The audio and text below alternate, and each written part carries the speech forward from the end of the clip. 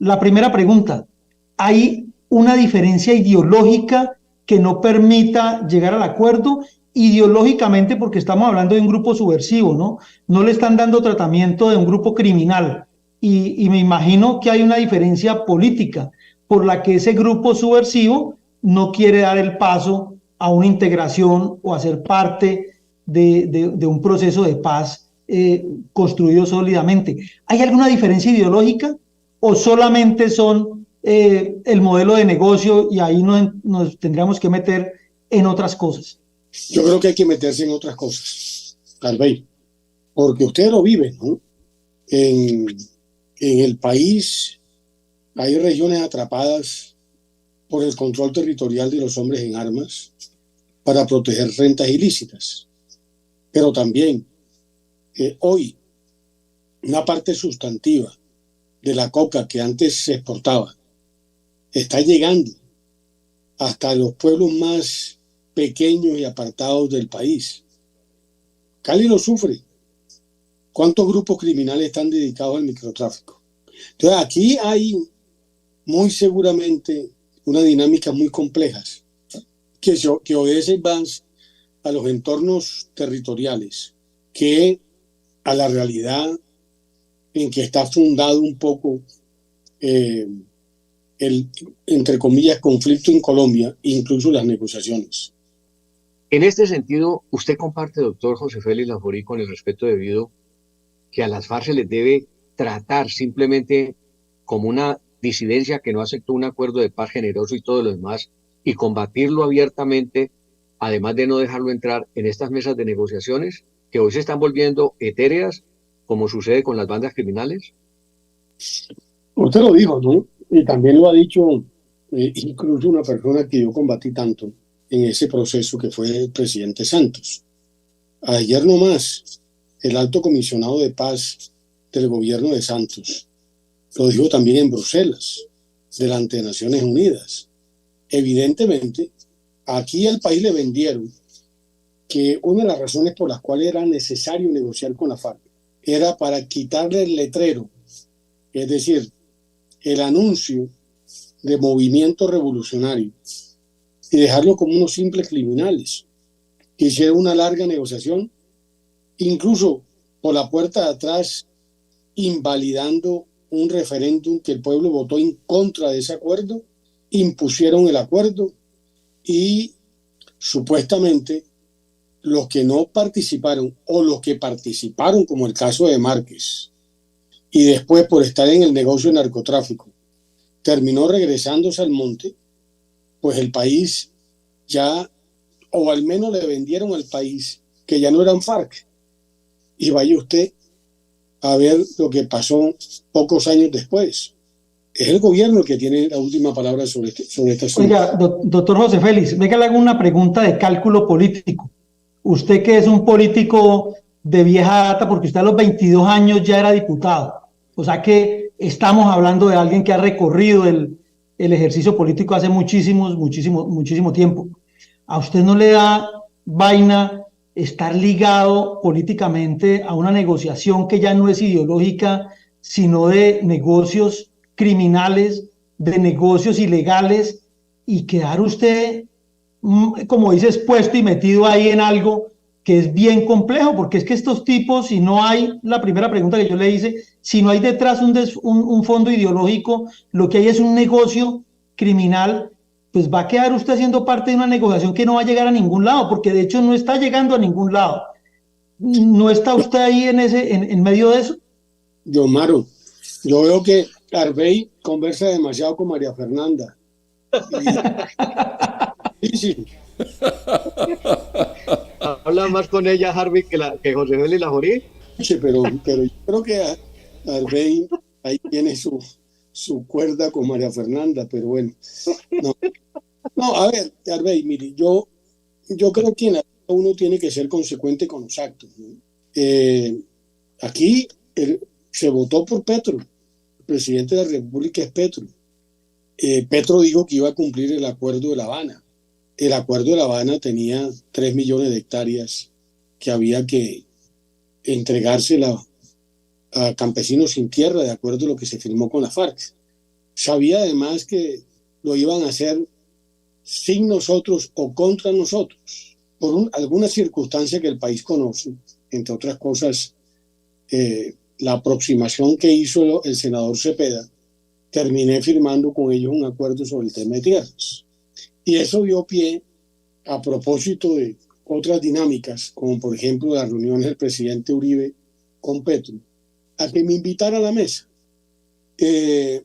Y terminé aceptando, porque además lo hizo en medio de un congreso ganadero donde el mismo congreso se pronunció en favor del asunto, en el sentido de que fuera.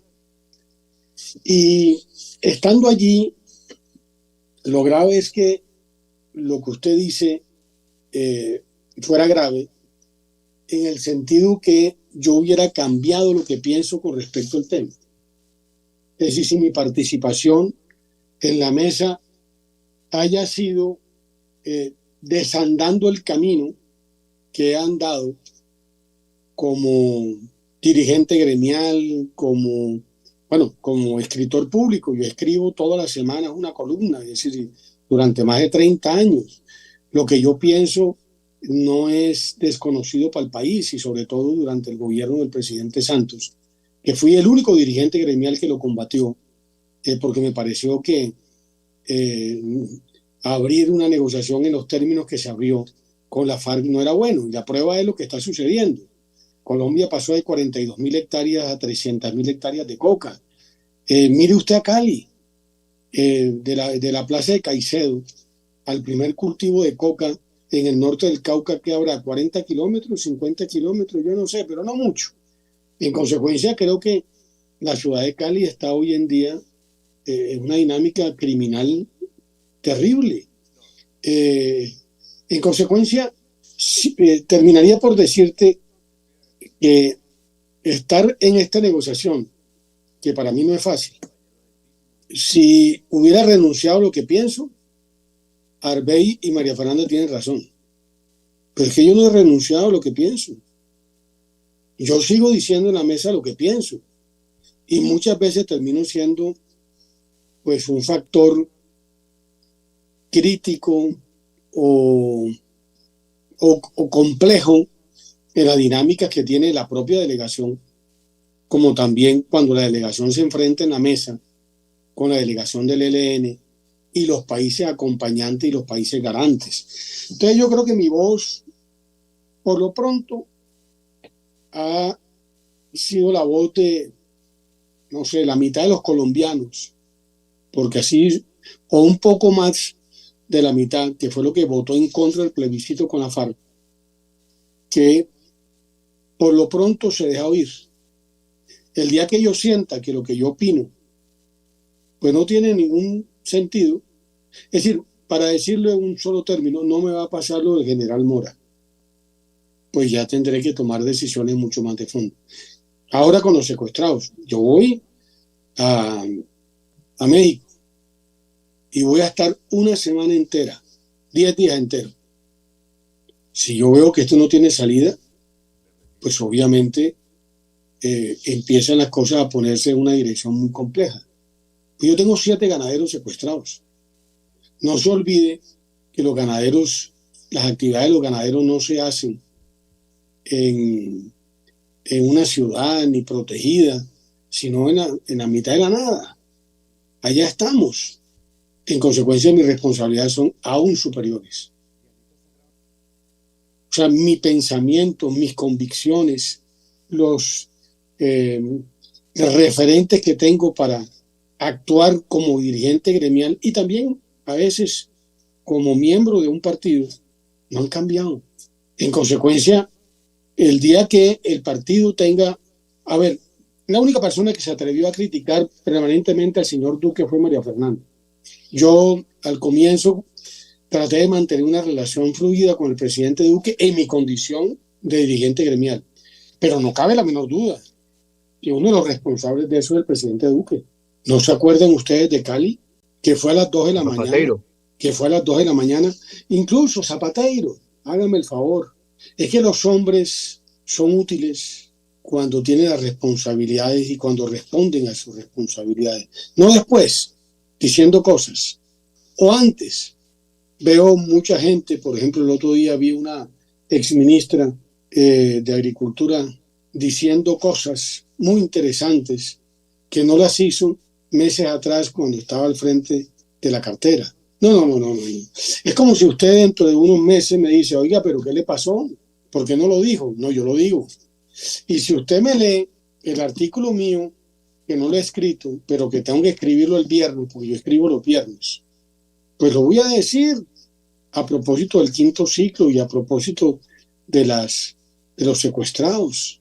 ¿Qué hace falta para que el ELN acepte el acuerdo de paz?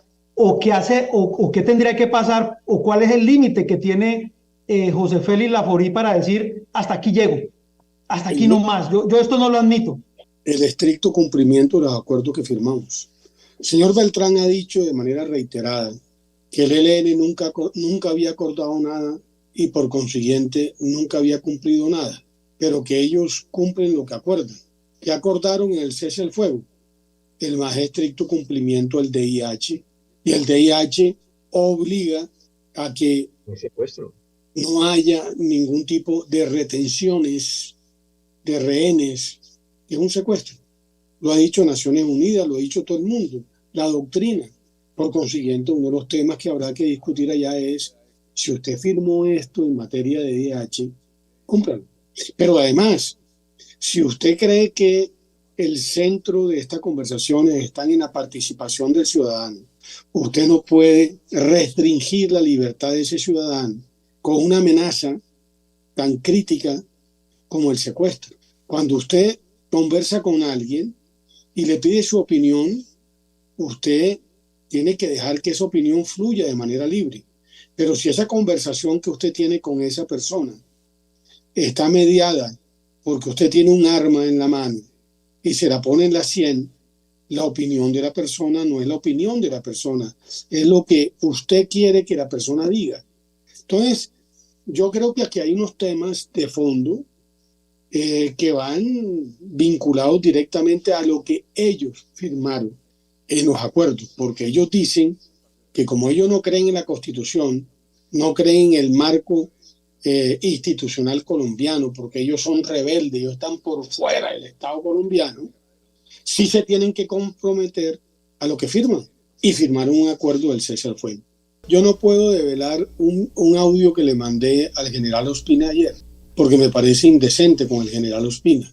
Pero entre las cosas que le decía, porque además puedo hacerlo también público, es que el ejército hoy en día está desbordado por las dinámicas criminales.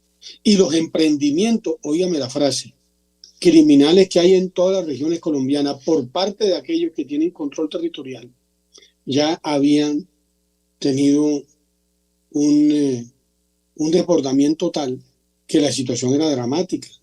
Estábamos regresando a los años 90, porque lo que ha venido pasando, y lo digo porque es que tuve junta directiva la semana pasada, y yo tengo 22 miembros que representan cada miembro de una región diferente, así como hay un miembro de la junta directiva del suroccidente, donde está Putumayo y Cauca representados.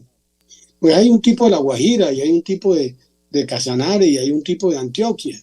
Entonces la radiografía que uno tiene, lo que está pasando en las regiones por cuenta de lo que ellos dicen, es terrible, es dramático. Es decir, la gente está volviendo a abandonar las fincas, está dejando de ir a las fincas. ¿Qué sucede cuando el productor rural deja de ir a las fincas? Pues le deja el campo abierto a quién, a los criminales. Y volvemos a repetir una vieja historia de violencia que está perfectamente retratada en un libro, como yo se los digo, que está ahí atrás, que María Fernanda se tomó la molestia en el año 2007 de recorrer media Colombia para identificar todos los ganaderos secuestrados y asesinados por todos los actores armados, que le denominó acabar con el olvido, más de 10.000. Vamos a volver a las mismas circunstancias. Se lo dije solamente ayer al general Ospina. En consecuencia, como usted comprenderá, mis responsabilidades gremiales no las abandono. Mi pregunta, pues primero que todo, le voy a decir que si considera que no la debe responder, pues no la responda, porque puede calificarse de ingenua, de inoportuna, de impertinente.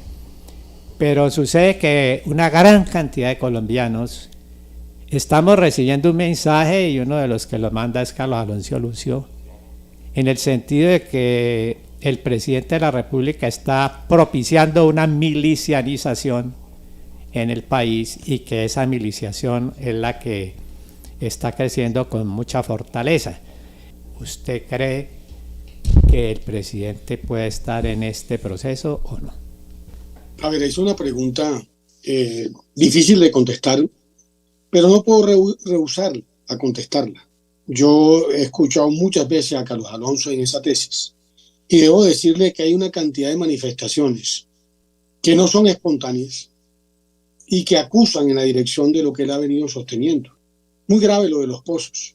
Una horda, 5.000 o 6.000 guardias campesinas detuvieron, retenieron o secuestraron a 67 funcionarios del SMAT y degollaron a la luz del día a uno de ellos. Hace 2 semanas, la W denunció que en el Guaviare estas disidencias estaban obligando a los campesinos y a los lugareños a constituir guardias campesinas. A mí me impresionó, y lo comenté, estábamos en Cuba, la formación militar que los indígenas hicieron en la Plaza de Bolívar cuando se discutía el plan de desarrollo.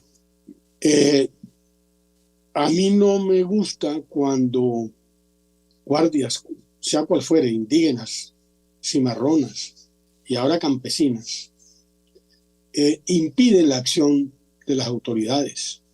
Yo no creo que la Constitución del 91 les haya dado las libertades que ellos se han tomado para fracturar la unidad nacional, porque por esa vía lo que estamos es generándole al país una situación cada vez más compleja de orden público. Además, también debo decir que María Fernanda Cabal fue la primera que dijo, cuando el estallido social en Cali, que eso no era ningún estallido social, que era una toma guerrillera, y se fue para Cali. Y terminó, entre otras cosas, defendiendo a un muchacho, Andrés, que se enfrentó allá con esa horda. Andrés Escobar. Andrés Escobar. Y además, Fue concejal de Cali, ¿no? A buena hora salió concejal, y ella se metió en el tema, y eso le ha significado procesos penales en contra. Porque uno tiene que ser valiente, y ella lo es. Entonces, cuando uno mira eso, uno dice, aquí hay una fuerza armada irregular, por parte de quienes controlan el territorio, por parte de quienes venden el microtráfico, al parecer también estas guardias que dicen no estar armadas, pero uno no sabe en qué momento pasan a hacerlo. En fin, yo sí creo que ahí hay un fenómeno que el país tiene que ponerle mucha atención. Un día dijo Beltrán en una entrevista con Yamita Mat, donde yo también estaba, que había más de 500.000 hombres en armas. Muy grave. Que la fuerza pública tiene poco más de 400.000. Y el país como que mira para otro lado. Entonces yo sí creo que esta es una expresión nada conveniente para el futuro. Mire, yo soy un demócrata. Creo en el poder de las instituciones, que las democracias liberales se dan con todas sus deficiencias. Nunca he usado un arma. Soy de los que cree que si el monopolio de las armas están en manos de la fuerza pública instituida para tal propósito, es mucho más fácil brindarle seguridad al ciudadano. Pero el gran problema hoy es que las armas no están solo en poder de la fuerza pública, sino de cuánto criminal quiere mantener una actividad al margen de la ley. Entonces el ciudadano del común está desarmado y el criminal tiene armas ilegales. Aquí tenemos un lío que el país no le gusta abordar porque el país se quedó con narrativas facilistas, ¿no? El desarme. En Colombia antes había porte de armas, los ganaderos podían ir con armas a sus explotaciones.